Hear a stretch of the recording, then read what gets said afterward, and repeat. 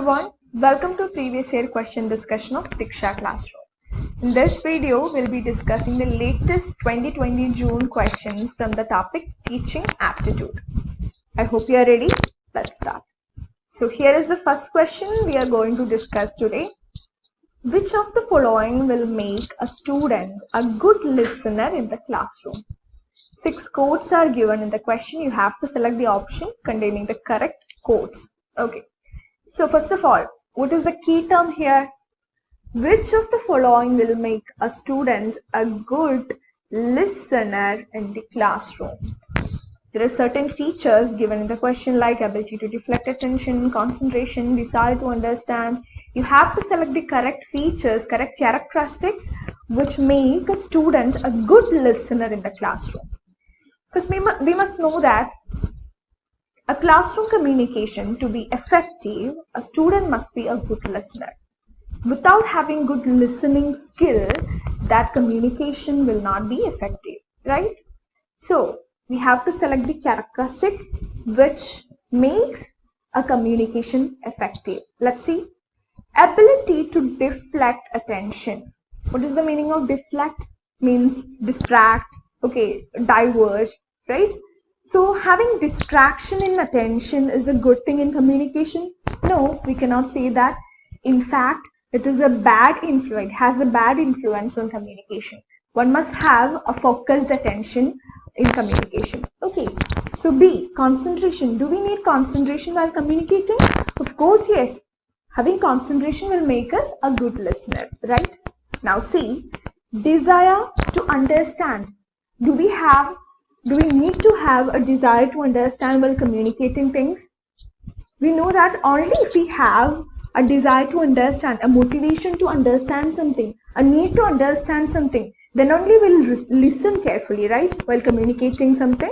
So desire to understand, having a particular desire, a need or motivation to understand is a very important feature for a good listener. So this is also in.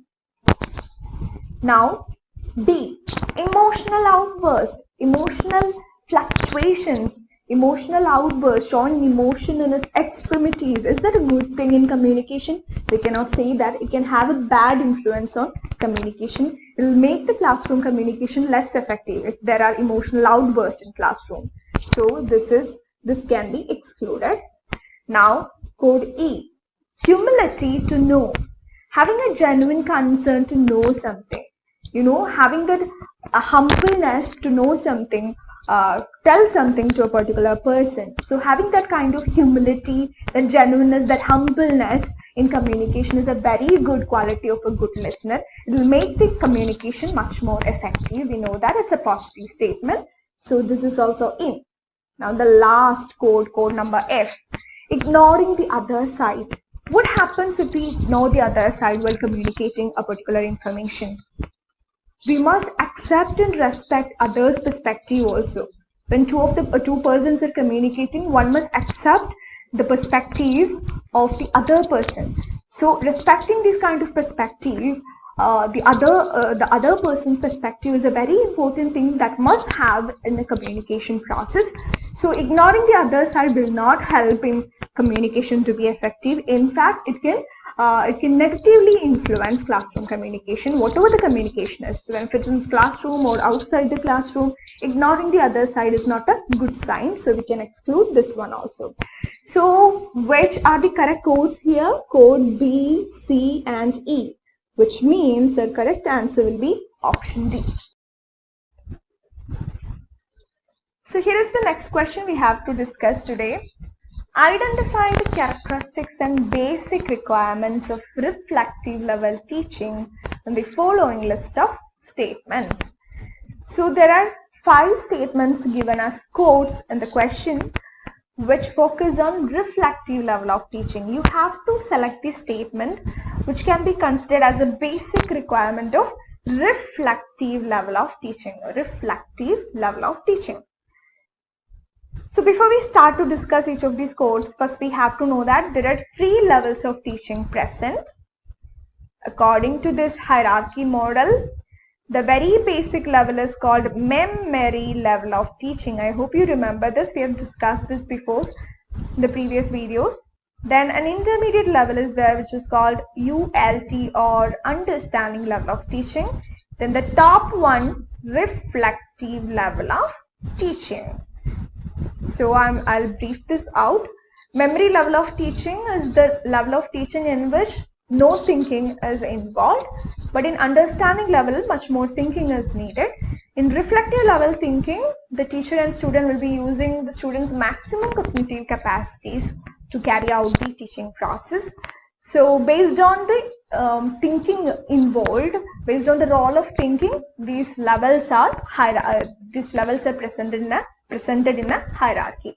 So MLT, ULT and RLT. Here the question is about the toppest level of teaching, which is reflective level of teaching.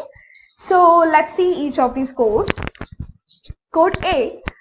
Teacher presents the information and ideas systematically to help recall them when needed.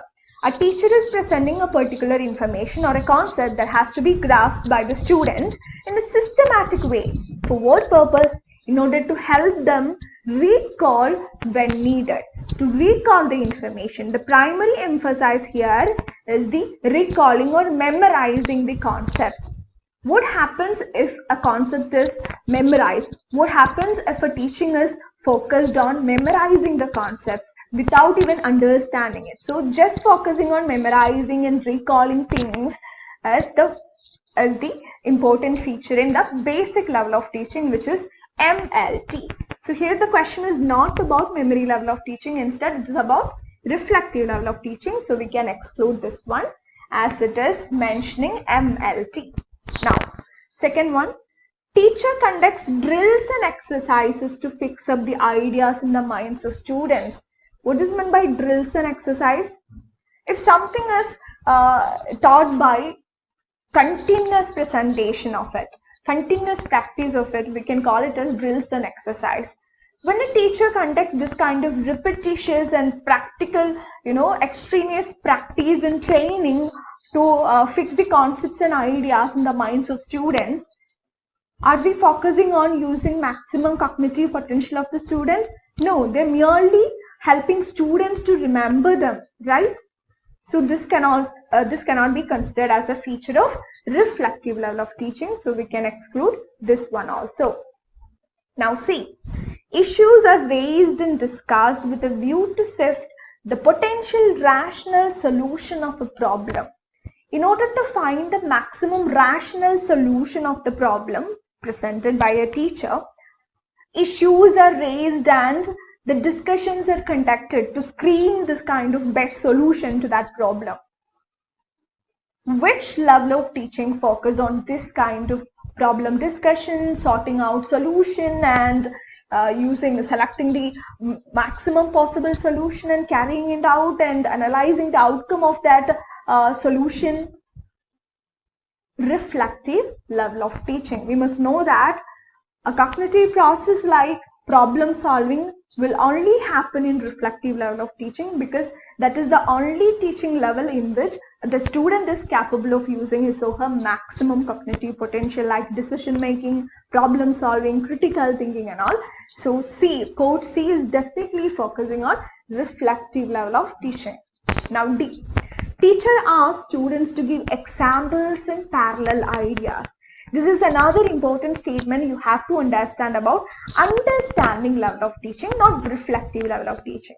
If a teacher is using maximum positive and negative examples to explain a particular concept, and also if a teacher is asking his or her student to tell maximum examples of a particular concept, this kind of example related teaching and learning is happening on ULT, or understanding level of teaching. So here the question is not about understanding level of teaching, so we can exclude this one also. Now the last code, academic sessions are conducted in a dialogic mode to explore and explain the basis of arguments. In order to find out the basis of argument raised by someone, dialogic mode of exploration and explanation and academic session including discussions are conducted by teacher. Where will it happen? Of course, in reflective level of teaching, because dialogic mode means if you didn't understand the term dialogic, you must know that a teaching will be dialogic if a teacher is focusing on an interactive method of teaching in which the students can also participate in the process. So having a communication having an interactive process between a teacher and a student can be considered as dialogic. If a teaching method is monologic, it means that only teacher have role in that particular process. So this kind of academic sessions and discussions are conducted in an interactive way, in a dialogic mode, in order to explore the basis of an argument raised by someone or something. So this kind of critical thinking about argument and the analysis of the pros and cons of the concept presented by the teacher can only happen in RLT, because RLT is the only level in which the student is capable of doing so. So this is also about reflective level of teaching. So the correct answer will be the option containing the codes C and E, which makes option C the correct answer. I hope you understood this question. Okay.